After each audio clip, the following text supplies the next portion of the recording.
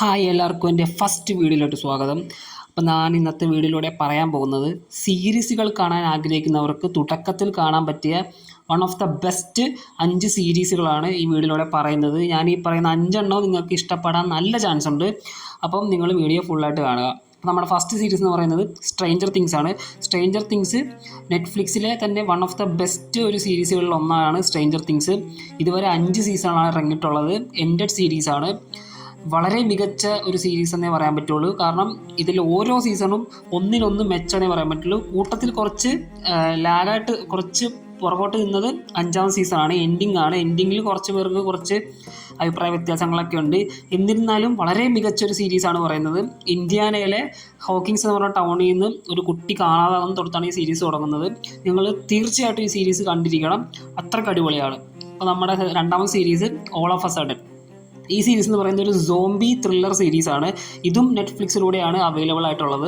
വെറും ഒരു സീസൺ ഇറങ്ങിയിട്ടുള്ളൂ. 12 എപ്പിസോഡുകളാണ് ഈ സീരീസിലുള്ളത്. സോംബി ജേണറൊക്കെ ഇഷ്ടപ്പെടുന്നവർക്ക് എൻജോയ് ചെയ്ത് കാണാൻ പറ്റിയൊരു സീരീസാണ് ഓൾ ഓഫ് എ സഡൻ. ഇതും സ്കൂളിൽ സോംബി വൈറസ് പടർന്നാൽ എങ്ങനെ ഇരിക്കും എന്നുള്ളത് വളരെ മനോഹരമായി കാണിച്ചു തന്നൊരു സീരീസാണ് all of a sudden.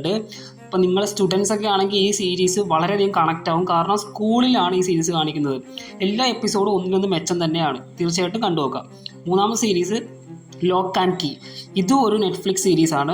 3 സീസണിലായിട്ട് 28 episode ഇറങ്ങിയിട്ടുള്ളത്. നിങ്ങൾക്ക് ഫാൻറ്റസി, മാജിക് അങ്ങനത്തുള്ള ജേണറൊക്കെ ഇഷ്ടമാണെങ്കിൽ തീർച്ചയായിട്ടും കണ്ടിരിക്കേണ്ട ഒരു സീരീസാണ് ലോക്ക് ആൻഡ് കീ.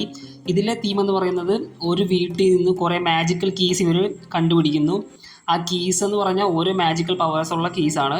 ആ കീസ് തപ്പി കുറേ 2-3 വില്ലന്മാരും ഈ സീരീസിൽ വരുന്നുണ്ട്.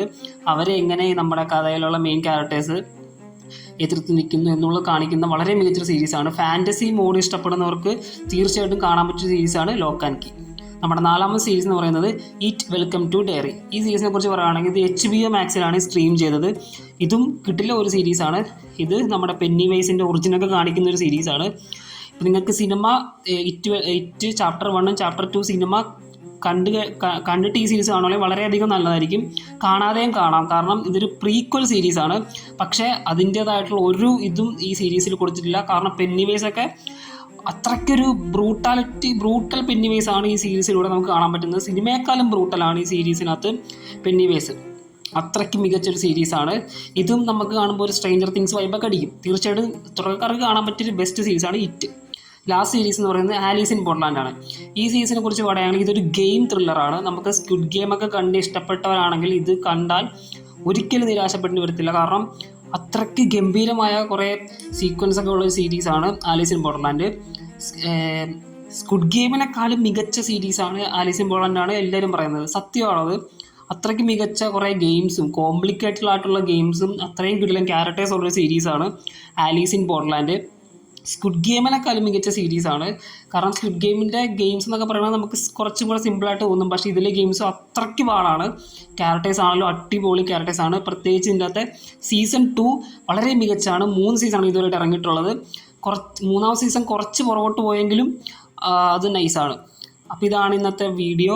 നിങ്ങൾക്ക് തീർച്ചയായിട്ടും ഇഷ്ടപ്പെട്ടെന്ന് വിചാരിക്കുന്നു. അപ്പം പാർട്ട് 2 ആയിട്ട് വേഗം വരാം. അപ്പോൾ അതുവരേക്കും ബൈ.